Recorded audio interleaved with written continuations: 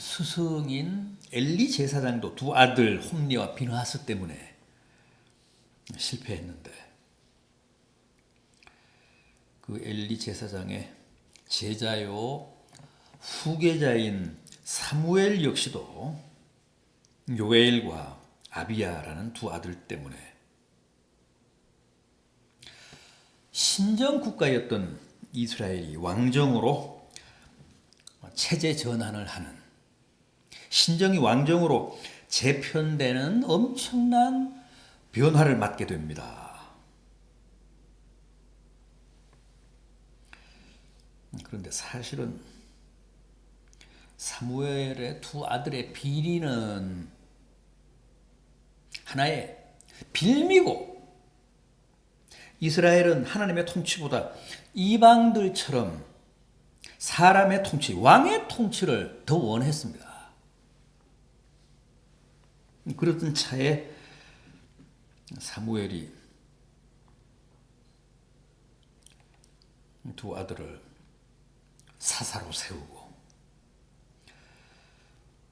사사로 세움을 입은 그 두 아들이 백성들을 공의롭게 치리하지 못하고 뇌물을 받고 억울한 재판을 하자 그때를 이용해서 더 이상 우리 신정하지 말고 왕정으로 가자며 강력하게 요구하고 나섰던 겁니다.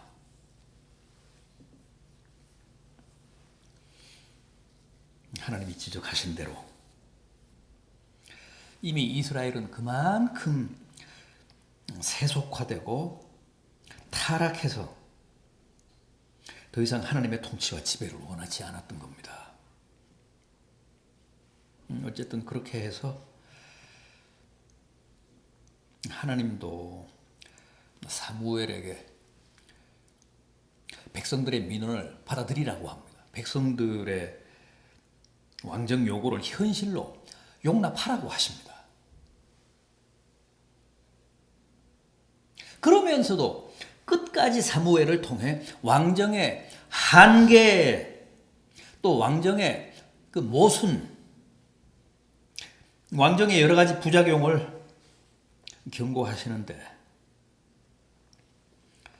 백성들은 듣지도 않았습니다. 지난주에 본 8장 19절 이하를 다시 한번 보십시오. 8장 19절 이하.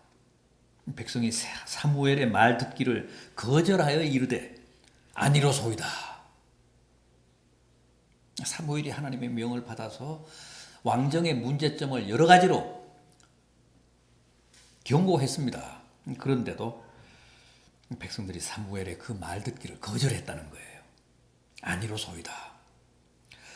우리에게도 우리의 왕이 있어야겠나이다. 우리도 다른 나라들 같이 되어 우리의 왕이 우리를 다스리며 우리 앞에 나가서 우리의 싸움을 싸워야 할 것이니이다. 그러니 우리에게 왕을 주소서. 그래서 결국은 사무엘이 하나님의 명을 받들어 이스라엘의 초대 왕을 세웁니다. 누굽니까? 오늘 우리가 함께 본 사무엘 9장의 주인공인 사울 아닙니까? 사울이 왕정으로 재편된 이스라엘의 제1대 왕이었습니다. 사울이라는 이름은 여호와께 구함, 참 좋습니다. 좋은 이름입니다. 여호와께 구함. 이름만 좋은 게 아니라 사울은 외모도 준수했다고 합니다.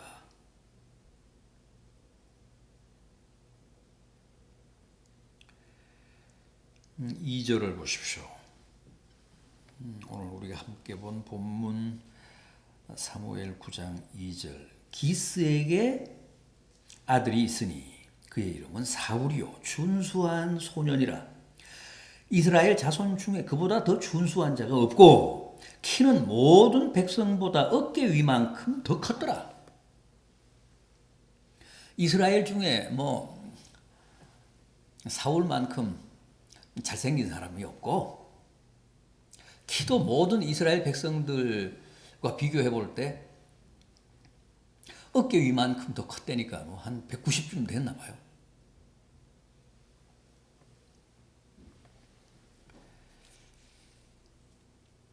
또 21절을 보면 소년 시절, 청년 시절은 참 겸손했습니다.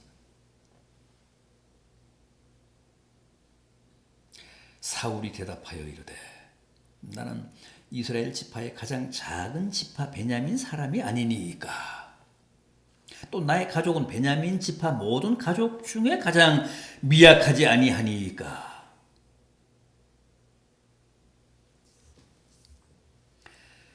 당신이 내게 어째서 이런 말씀을 하십니까?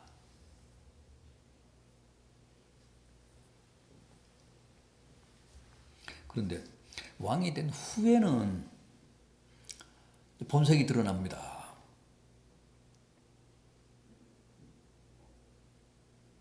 덩치답지 않게, 또 준수하게 생긴 외모답지 않게 참 옹졸하고 편협되고 질투심에 불타고 잔인하고 또 교만했습니다. 그런데 어릴 때는, 소년 시절에는, 청년 시절에는 다 너무나 아주 뛰어났습니다. 어쨌든 이런 사울이 이스라엘의 초대 왕이 되면서 불행이 시작됩니다.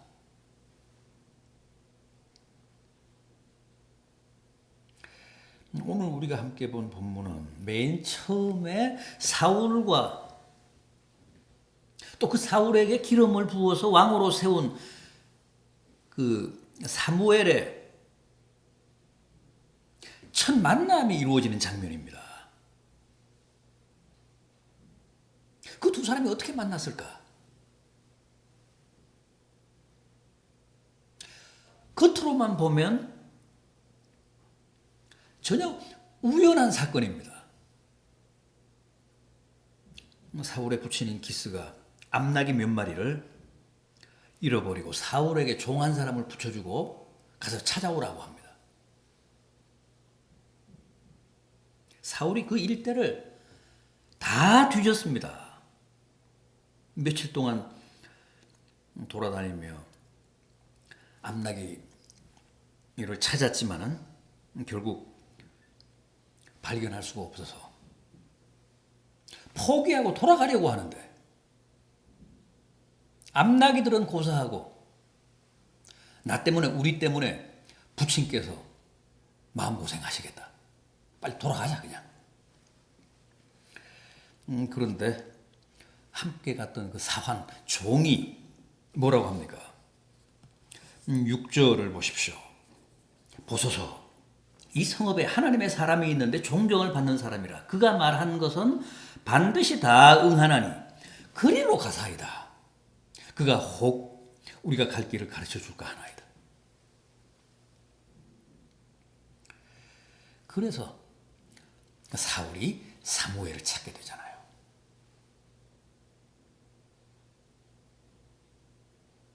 하나님의 종 사무엘이 우리 암나귀들의 행방을 확인해 줄지도 모른다는 기대를 가지고 약소하지만 예물을 준비해서 사무엘이 찾아가서 만납니다. 피상적으로는 이렇게 뜻하지 않게 우연히 해우하는 것처럼 보이는데 실제는 그게 아니잖아요. 16절 말씀을 보십시오. 내일 이맘때에 내가 베냐민 땅에서 한 사람을 내게로 보내리니 너는 그에게 기름을 부어 내 백성 이스라엘의 지도자로 삼으라. 하나님이 보내신다고 합니다.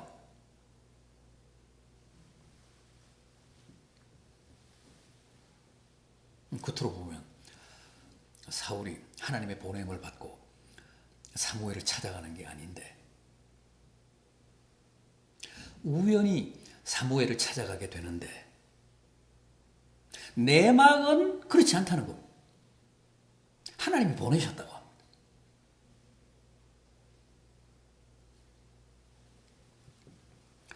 우연을 가장해서 사무엘로 하여금 사울을 만나 이스라엘의 초대왕으로 기름 붓게 하시려는 하나님의 용이 주도한 각본에 의해서 두 사람이 만나게 됐다는 겁니다. 여러분, 사실 우리는 모릅니다. 우리는 그냥 눈에 보이는 현상이나 지금 내 앞에 펼쳐진 현실이 전부라고만 알 뿐, 그 너머, 그 속에 담긴 하나님의 깊은 뜻을 헤아리지 못합니다. 보십시오. 이 사건만 해도 암나기를 잃어서 그것을 찾아 나섰다가 찾지 못해서 난감해했던 게 전부가 아니지 않습니까? 그 속에는 누구도 상상하지 못했던 하나님의 뜻이 있었습니다. 하나님이 사무엘과 사울을 해우하게 하시려는 뜻이 있어서 그 모든 사건이며 상황을 연출하셨다는 겁니다. 본인들조차도 몰랐습니다. 어쩌다가 서로 만난 것처럼 그렇게 알 뿐이었는데 실은 그 모든 게 우연이 아니었다는 거죠. 늘 말씀드립니다만 우리에게는 우연은 없습니다. 우리에게는 모든 게 필연입니다. 모든 게 하나님의 뜻입니다. 다 하나님이 우리의 현실을 그렇게 이끌어 가신 겁니다.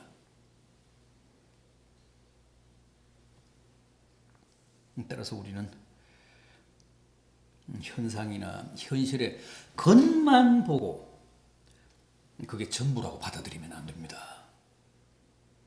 적어도 그 사건, 그 현상 배후에서 역사하시는 하나님의 뜻을 헤아리고 분별할 수 있는 영성이 있어야 된다는 겁니다. 뭔가 우리가 미처 모르는 숨은 하나님의 계획이 있다는 사실을 믿어야 합니다. 그래서 암나기를 잃었다고 너무 좌절할 필요도 없고 몇 날 며칠 찾아보았지만 찾지 못했다고 실망할 필요도 없다는 겁니다.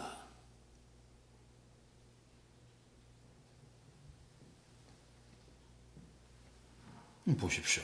결국은 암나기도 찾고 당초 의도했던 사울과 사무엘의 만남도 이루어졌지 않습니까? 얼핏 보면 모든 게 우연인 것 같지만 실은 은밀하게 정교하게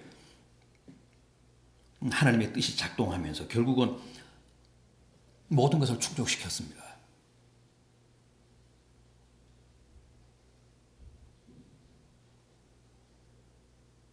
여러분, 우리는 아직도 과정에 있습니다. 도상에 있습니다. 하나님이 궁극적으로 의도하신, 하나님이 궁극적으로 설정하신 목표를 향해 지금도 가고 있는 중에 있습니다. 때로는 나귀를 잃어버릴 수도 있고 또 이런 것을 찾지 못해서 몇 날 며칠 온 천지 사방을 헤맬 수도 있습니다. 그러나 그것은 하나님이 우리를 사무엘 앞으로 이끄시기 위한 전략입니다. 사무엘을 만나게 하시기 위한 각본입니다. 사무엘을 만나면 우리가 꼭 만나야 할 사람을 만나면 잃어버린 나귀도 찾고 융숭한 잔치에도 참석해서 상좌에 앉고 축복의 기름 부음도 받습니다. 그래서 하여간 일거에 모든 게 다 해결되고 수습되고 충족이 됩니다.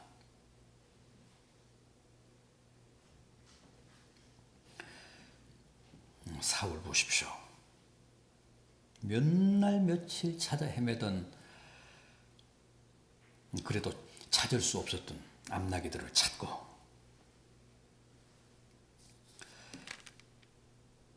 사무엘이 준비한 잔치에도 참여해서 뭐라고 했습니까?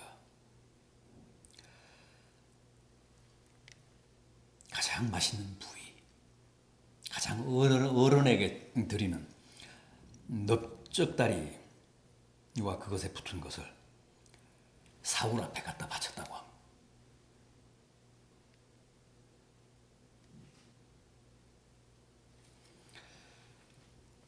그리고 또 사무엘이 사울에게 기름을 부어서 이스라엘의 초대 왕으로 옹립을 했습니다.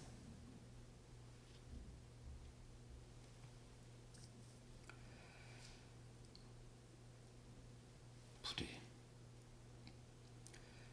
현실을 이렇게 받아들이시기를 바랍니다. 보이는 게 전부가 아니고 그 저변에 도도히 흐르는 하나님의 뜻이 있어서 결국은 하나님은 우리로 하여금 만날 사람을 꼭 만나게 하사 이런 것을 다 회복하고 큰 잔치에 참여하게 하시고 축복의 기름 부음을 받음으로 모든 것이 다 수습이 되고 충족이 되는 은혜를 베푸신다는 사실, 그런 기대와 희망을 가지고 현실을 보시고 또 현상을 해석하며 사시는 복된 성도들 되시기를 진심으로 기원합니다.